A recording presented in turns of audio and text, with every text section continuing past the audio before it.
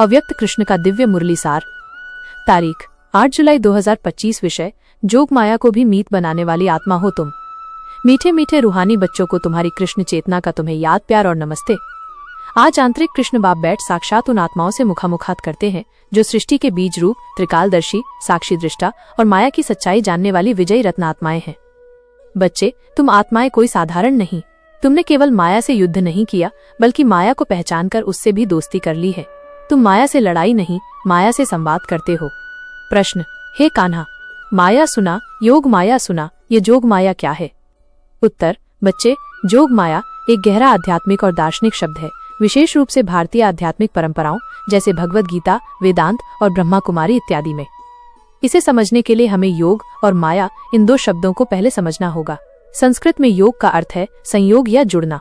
आत्मा का परमात्मा से मिलन, यही सच्चा योग कहलाता है। जब आत्मा अपने मूल स्रोत परमात्मा से जुड़ती है तो वो शक्ति, शांति और सत्य का अनुभव करती है।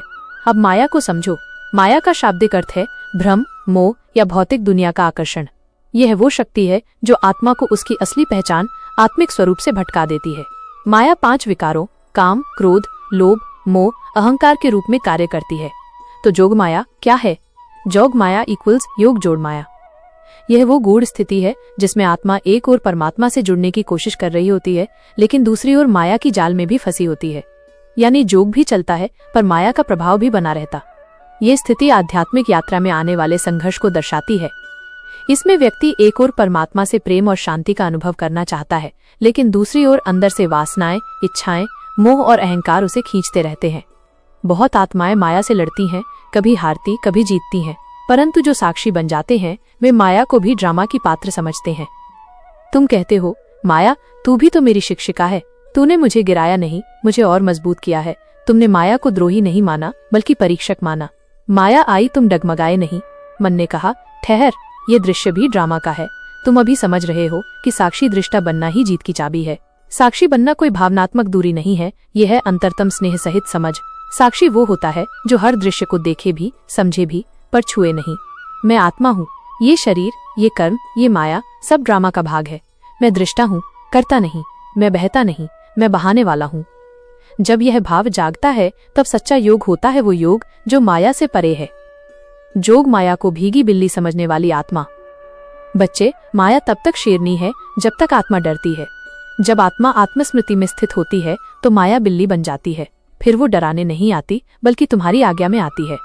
माया, तू भी बाबा के ड्रामा का हिस्सा है, तेरी परीक्षा ही मेरी पक्की पदवी बनती है। ऐसी आत्मा माया को परीक्षा नहीं, प्रसाद मानती है।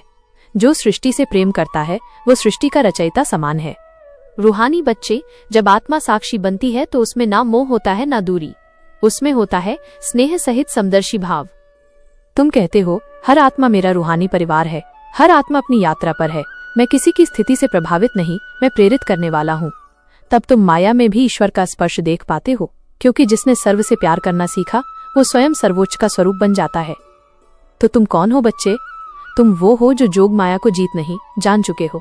तुम वो हो जो माया से शत्रुता नहीं, मित्रता रखते हो। तुम वो हो जो प्रेम की ऐसी दृष्टि रखते हो कि सृष्टि स्वयं रूपांतरित हो जाती है। तुम वो हो जो देहधारी होकर भी देही स्वरूप में स्थित रहते हो। तुम वो हो जो साक्षी बनकर भी सर्जनात्मक करनहार आत्मा हो। ऐसी आत्मा का साक्षात्कार कैसे हो? जब तुम चलते हो तो लगता है जैसे प्रकृति भी तुम्हारे साथ चल रही है। जब तुम चुप रहते हो तो तुम्हारी स्तब्धता में शिव की शक्ति बोलती है। जब तुम देख रहे हो तो तुम्हारी दृष्टि कर्म संस्कारों को शुद्ध करने वाली बनती है। शुभ संकल्प आज का। मैं साक्षी दृष्टा आत्मा हूँ। माया मेरी सहपाठी है, मेरा अंतर ही मेरा साथी है और सृष्टि मेरी सेवा भूमि है। वरदान, साक्षी स्वरूप स्थित वो आत्मा जो जोग माया को प्रेम से पार कर चुकी है, वही योग युक्त युक्ति युक्त बन विश्व का स्वामी बनती है। अच्छा, शिव शांति।